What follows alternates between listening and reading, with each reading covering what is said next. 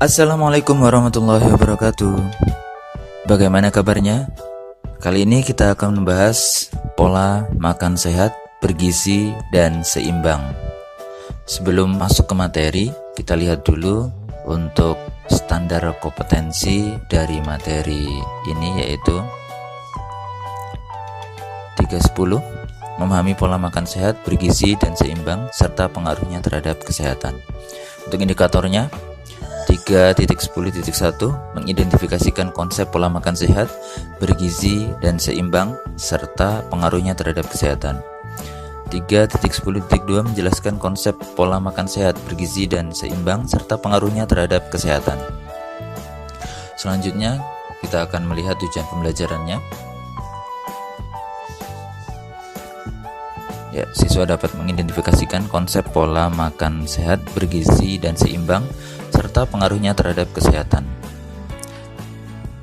dan seterusnya. Nah, di sini karena kita membahas tentang makanan, kegunaan dari makanan pada tubuh kita. Ada 3 kegunaan makanan. Yang pertama, membangun dan memelihara tubuh, yaitu dari proses masih dalam janin, dalam kandungan, bayi, hingga sampai kita dewasa, tua, maka makanan akan menjadi pembangun dan pemelihara tubuh kita. Kemudian, makanan juga memberi tenaga pada tubuh untuk kita melakukan aktivitas sehari-hari, ya, baik berolahraga, bekerja, sekolah, dan lain sebagainya. Kemudian, mengatur proses faali tubuh, ya. Maksudnya di sini proses faali yaitu proses kerja gerak alat tubuh yang berlangsung otomatis atau kudrati, seperti pencernaan makanan di dalam perut atau lambung, kemudian pernafasan, darah yang mengalir, ya, dan lain sebagainya. Ini proses-proses faali tubuh. Nah, kemudian kita lanjut ke makanan sehat itu sendiri. Apa sih makanan sehat? Makanan sehat yaitu makanan yang mengandung unsur-unsur zat yang dibutuhkan tubuh dan tidak mengandung bibit penyakit atau racun. Sehingga makanan sehat dan bergizi haruslah disertai dengan kebersihan orang yang memakannya. Salah satunya dengan cara rajin untuk mencuci tangan sebelum makan menggunakan sabun. Setelah cuci dengan sabun, dibilas yang bersih, baru makan. Apalagi pada saat pandemik wabah virus corona saat ini, ya, kita harus rajin-rajin mencuci tangan. Kemudian, guna zat gizi, dilihat dari sisi fungsinya. Zat gizi digolongkan menjadi 3, yaitu sebagai zat tenaga, yang terkandung di dalamnya ada hidrat arang, lemak, dan protein. Kemudian sebagai zat pembangun, yaitu protein, mineral, dan air. Kemudian sebagai zat pengatur, vitamin, mineral, protein, dan air. Kita bahas masuk kepada hidrat arang.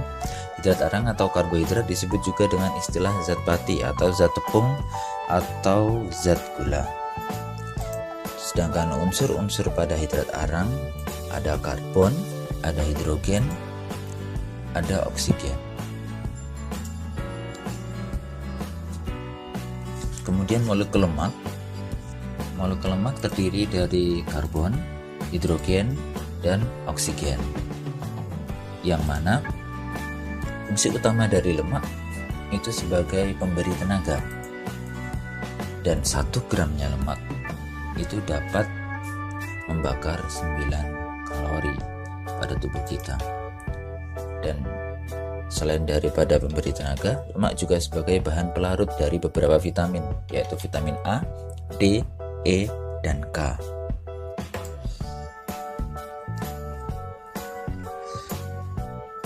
Untuk protein itu berasal dari bahasa Yunani yang berarti menempati tempat pertama. Dan klasifikasi protein sesuai dari asam amino yang membentuknya diklasifikasikan menjadi 3. Yang pertama, protein sempurna, yaitu protein yang mengandung asam amino esensial cukup banyak. Kemudian protein kurang sempurna, ini mengandung asam amino banyak, tetapi ada beberapa yang hanya sedikit.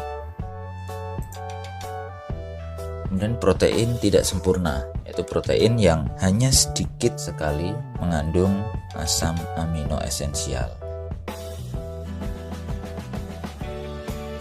Mineral meskipun hanya dibutuhkan dalam jumlah kecil, zat ini punya peranan penting dalam berbagai proses tubuh, yaitu sebagai zat pembangun dan zat pengatur.